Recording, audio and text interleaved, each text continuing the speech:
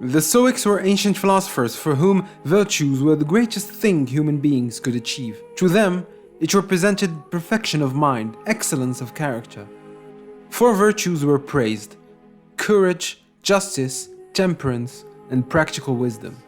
Courage is the strength of mind that allows us to face difficulties even if they frighten us.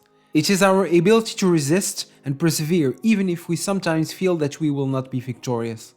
Justice is the ability to give everyone what they deserve, and to make our actions always conform to the vision of equality and fairness that we want to see in the world. Temperance is our ability to restrain ourselves in the face of our desires, so as not to fall into excess and self-destruction. It is our ability to control ourselves and not react instantly to events with our emotions, but with our reason. Finally, practical wisdom is knowing what is the right thing to do in each of the situations we face.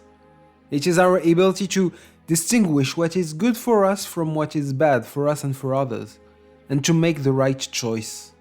The goal of the Stoics was to grow in each of these virtues, because virtues are not predetermined qualities, but qualities to be acquired by making efforts on ourselves, like a statue that must be carved to make it more perfect. Philosophy in the ancient times was first of all an education for life. Ancient philosophers and Stoics were educators whom we sought to learn wisdom and virtues from. When we talk about education today, we immediately think of the professional future, of learning a trade in order to find a job. And that's important, of course. But education is about much more than just our work. Work is not all of life. So where is the education we need for the rest of our life? As Seneca, writer, playwright, businessman, statesman, and one of the most important Stoic philosophers said, "You have to learn while ignorance lasts, and if you believe the proverb, as life lasts. And there is nothing truer than this: you have to learn the art of living as long as you live." So let's see what we can learn about, what virtues and what wisdom we can find in the most extraordinary of epic adventures in one of the greatest stories of our time, The Lord of the Rings.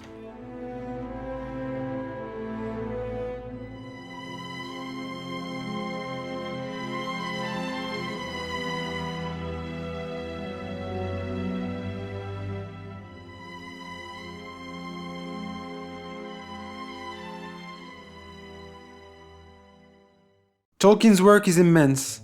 In just a few books, he created one of the richest worlds in the fantasy universe, which still inspires thousands of writers, readers, filmmakers, and video game directors to this day. He built a world that has its own geography, its lands, its mountains and its volcanoes, its history and its mythology, its people with their own languages and customs, and it is with one of its peoples that the first film in the trilogy begins. Hobbits are a people related to humans, but no taller than 3 feet, and who have hairy feet. They are a very quiet people who live in their land called the Shire, and who especially love to dance, sing, eat, drink, and smoke weed.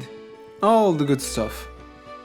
But the piece is interrupted when we learn that Bilbo, a very adventurous hobbit, has a very particular and coveted ring. When Bilbo leaves the Shire to retire, he leaves the ring to his little cousin Frodo. Gandalf the magician does his research and realizes that this is the One Ring, which belongs to Sauron, the Dark Lord who wants to reclaim what is his. Gandalf rushes back to see Frodo again and asks him to leave the Shire immediately. So the adventure, the full extent of which he does not yet know, begins abruptly. Frodo was not prepared for all of this. He never expected such a bad thing to happen to him. Yet the test is here. He cannot escape and must take responsibility for the ring he did not ask for. At the start of his journey, Frodo is joined by Sam, Merry, and Pippin, hobbits who also did not know what they were getting into. After several trials, they finally reach Rivendell, the city of the elves. And there, they discover that they are only at the beginning of the story, and that there is an even greater task to be accomplished: to go to the land of the enemy to destroy the One Ring in the fire that created it. Here, Elrond has called a special council where several representatives of the different peoples of Middle-earth are present: humans, elves, and dwarves. Everyone is afraid of the difficulty of the task at hand. Everyone understands that it is dangerous, deadly, even suicidal, although it is absolutely necessary. No one dares take the responsibility of the ring, neither men, nor elves, nor dwarves, and everyone is arguing fiercely rather than acting. This is where we see a real act of courage from the person least physically fit to take on the task. Frodo volunteers to take the ring to Mount Doom. I will take it! It's no surprise that everyone is amazed by this announcement. But contrary to what one might think, Frodo's act is not met with mockery. On the contrary, everyone knows how difficult it is to carry the ring, how dangerous it is to do so. No one dares to volunteer.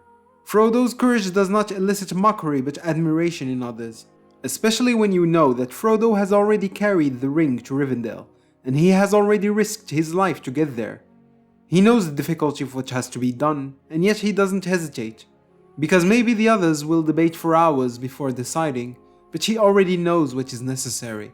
And what is necessary does not need to be debated, it only requires one thing: courage. What the rest of this scene tells us is even more powerful. When Frodo volunteers, Gandalf, Aragorn, Legolas, Gimli, and everyone else now wants to help him bear the burden of the ring and face Sauron. You have my sword. And you have my bow. And my axe. The task did not suddenly become easier or less risky. It's still very frightening and deadly. But what we are learning here is that courage is an act that encourages.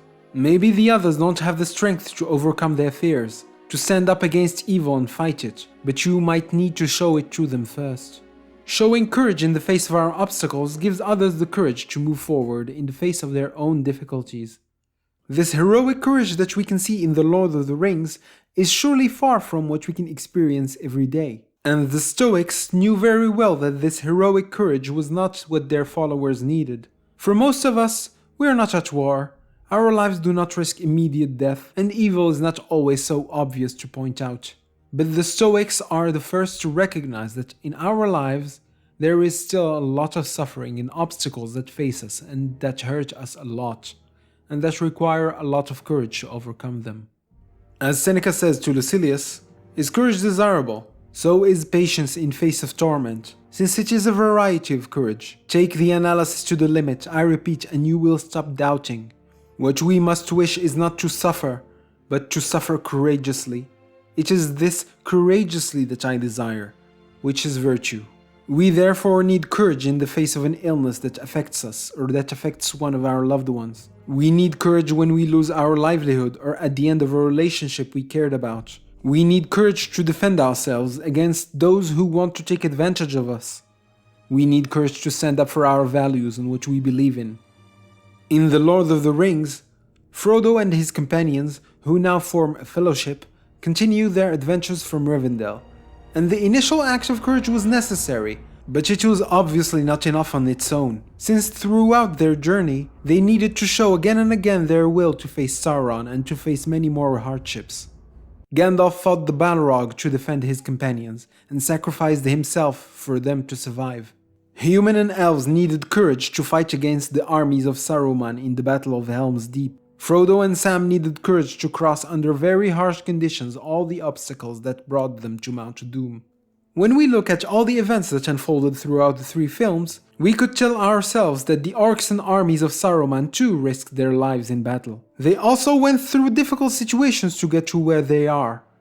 Yet we cannot say that their actions were expressions of courage. Why?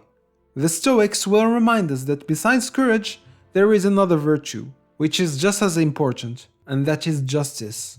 When orcs risked their lives in combat, it was to steal, to kill, to dominate, to take away what belongs to others. It's not courageous to cheat, it's not courageous to defraud, and it's not courageous to steal, however risky and difficult it is. Because these actions lack justice and abuse the rights of others and what they deserve. Saruman's armies did not show the virtuous courage that the Stoics held in such high regard. Because when they risked their lives, it was for their own sake, and when they sacrificed themselves, it was for bad intentions. On the other hand, the heroes we follow in The Lord of the Rings have shown the virtuous courage that the Stoics push us to seek. They show their courage in standing up for others and putting themselves at risk for the common good they want to protect and preserve. It's the story of Theoden answering Gondor's call for help, even though Gondor did not come to their aid. Gun knuckles for aid!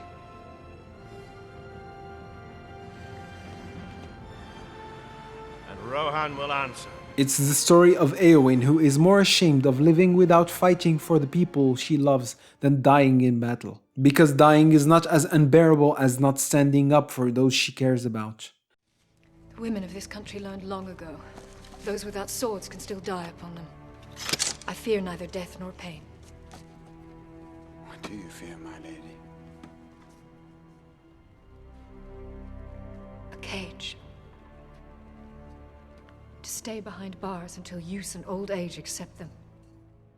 It's the story of the elves who come to help in the Battle of Helm's Deep to honor their brotherhood with men.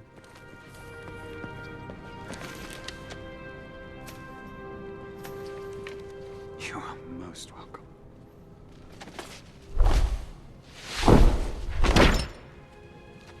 We are proud to fight alongside men once more. It's Aragorn who never despairs even when Legolas tells him that men have no chance of winning, until Aragorn's faith wins Legolas before the fight begins. We have trusted you this far, you have not led us astray. Forgive me. I was wrong to despair.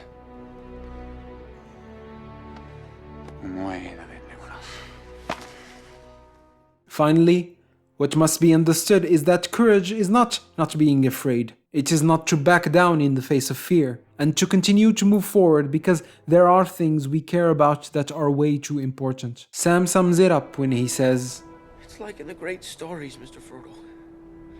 The ones that really mattered. Full of darkness and danger they were. And sometimes you didn't want to know the end. Because how could the end be happy? How could the world go back to the way it was when so much bad had happened?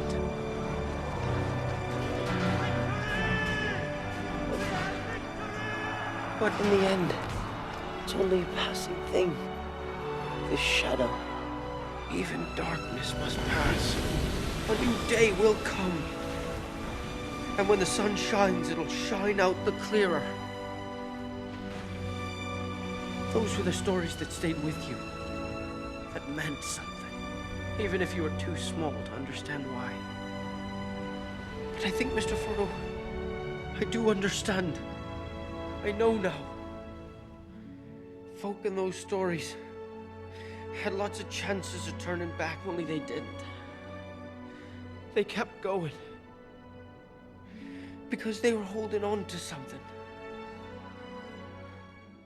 at the end of the third and final movie, we are in front of the scene of the king's coronation. The ring is destroyed, Sauron is defeated. Peace has finally returned after many battles and deaths. Everyone honors the new king, and everyone bowed as he passed, until he came up to our 4 hobbits. This is where we remember that these 4 little men were not the strongest, nor the fastest, nor the most able to fight in the war that faced them against the forces that wished them harm. But they have shown a strength of character which requires a lot of determination, and self-sacrifice which requires a great deal of goodness. The courage they have shown can create in us and in those who have known them only 2 things: admiration and respect, which makes even the king kneel before them.